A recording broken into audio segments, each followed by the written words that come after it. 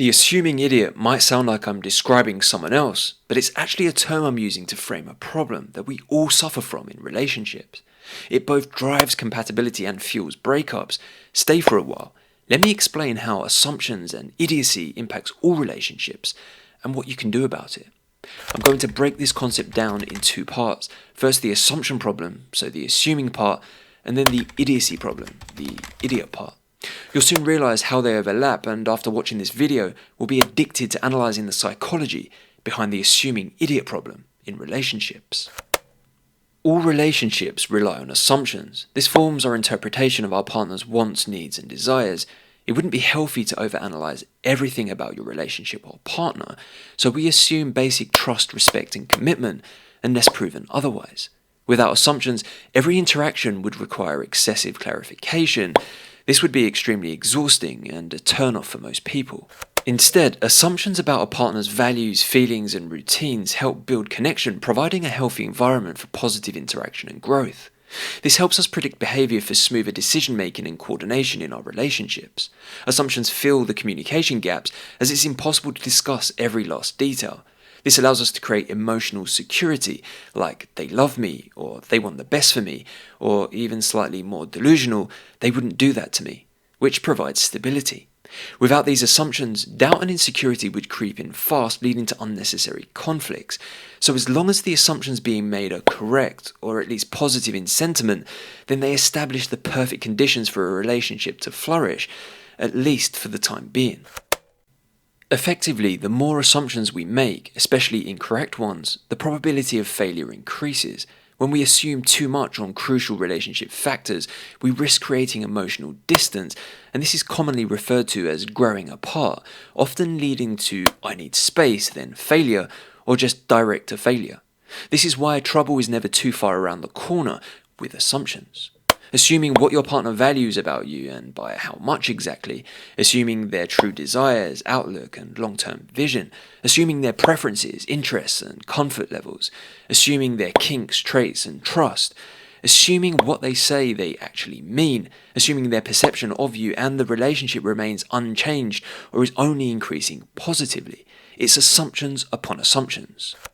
And this problem of assumption works both ways. Your partner is also making many assumptions about you and how they perceive your perception of the relationship. If too many incorrect assumptions accumulate on both sides, misalignment grows, making the relationship more fragile and highly susceptible to be impacted or influenced negatively by external forces, like the opinions of friends or the opportunity of new, potentially more compatible partners materializing. This is obvious yet often swept under the rug. Most people remain blind to this through pure ignorance or as a defense mechanism. They cover their eyes and don't want to look because it's scary.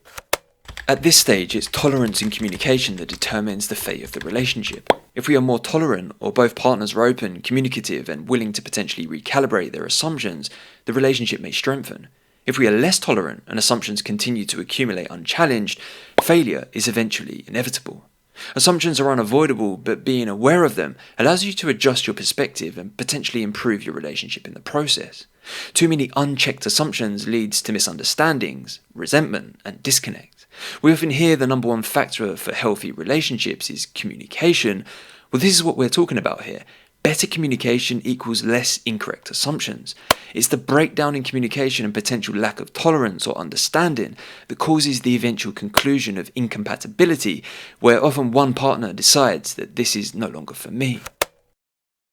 Maybe if we start to think about the assumptions we might be making in our own relationships, openly discuss or challenge them, we can then find new ground for improvement, strengthen our bond, or even identify issues much earlier to speed up the inevitable. So while assumptions are healthy for relationship growth, those who blindly assume everything about their relationship have a higher potential of failure and extreme pain or depression if and when it breaks down. So in the context of the assuming idiot problem, that outlines the assumption aspect, but what about the idiot part? For the idiot's problem, and I mean no offense by the term idiot, we're effectively talking about personality or behavioral types. In this context, the term idiot is referring to both those who are not understood and those who are misunderstanding. Effectively, we are all idiots in someone's eyes. We're all at times misunderstanding and or being misunderstood by one another. This is a two-way issue. The point is, we are better served exploring what's largely driving this idiocy or misunderstanding to increase our tolerance and understanding. Then we can cultivate far more compatible relationships. Now, it's a pretty simple formula. When idiocy is high, there will be a low tolerance and high levels of misunderstanding. In this scenario, failure or breakups are more likely. When high levels of idiocy is also paired with multiple incorrect assumptions, let's just say the relationship is progressing nicely to disaster. Equally, if idiocy levels are low, where understanding, tolerance, and compatibility is high, relationships have a greater chance of surviving and thriving. So in effect, when we explore what's driving compatibility, the less stupid we become in relationships. Since it's the traits and quirks that make up an individual, both conscious and subconscious, that is driving attraction, forming relationships, and dictating levels of compatibility, it makes sense to study these traits. Different personality or behavioural types cause friction, hence at times when we misunderstand someone, we can all be guilty of quickly concluding that they are some kind of idiot.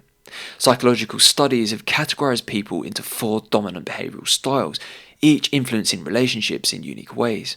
Commonly labelled under the 4 colours red, blue, green and yellow, here you can see an overview of the 4 colour personality or behavioural types. You can pause for a moment and take a closer look at some of the traits associated with them.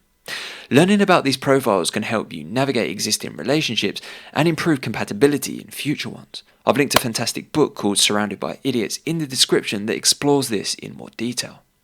Drop a coloured dot in the comments below if you already know or think you've identified your own personality type. Behavioural or personality profile plays a pivotal role in compatibility because of the number of subtraits associated with them and how they are more or less likely to clash or align with different personality profiles. A simplistic example of this could be over time in a relationship, a red, dominant, direct person may assume their blue, analytical, cautious partner is cold when they are just processing information differently. Or a yellow, enthusiastic, social person might assume their green, calm and passive partner doesn't care as much, when in reality they just express love or excitement more subtly.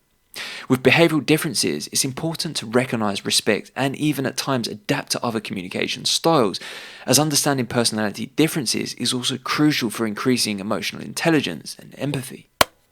Psychological research also indicates similarities in personality traits is directly linked to relationship well-being and higher compatibility. For example, blues work better with blues, reds with reds, and so on. Personality type matters because each has distinct subtraits that influence communication, values, and relationship dynamics. Learning about them can improve communication, increase tolerance, create deeper connections, and also help navigate the impact of incorrect or negative assumptions. It's not only useful to discover your own personality type, tests for which can be found online, it's well worth researching and understanding them all to benefit how you approach the existing relationships in your life. By doing so, you reduce the levels of idiocy in how you perceive others, increase tolerance to better navigate relationships, and most importantly, can use it as a guide to form new, potentially even more compatible relationships. Recognizing the assumption and idiot problem in relationships is the first step to spark a change in perspective to rethink them altogether. What I'm asserting is that if we spend more time analysing personality or behavioural profiles and challenge our assumptions, or at least acknowledge that they exist in all relationships, it provides us with a far greater foundation to transform how we communicate and grow. Understanding the impact of assumptions and personality differences can also help make peace with breakups, avoid unnecessary blame, and introduce reasoning surrounding the why when things go wrong. This can also help reduce emotional baggage in future relationships. So with your newfound obsession in studying the different behavioural types and by acknowledging the existence of assumptions, you can effectively increase the science behind compatibility. As you venture down this rabbit hole, you'll find yourself analysing all the relationships you've ever had. So an assuming idiot is the one who blindly assumes, fails to communicate, and doesn't consider the impact behavioural types have on relationship compatibility. Most people don't realise they're an assuming idiot until it's too late, and I speak from experience here. Ultimately, don't blindly assume or forever remain an idiot.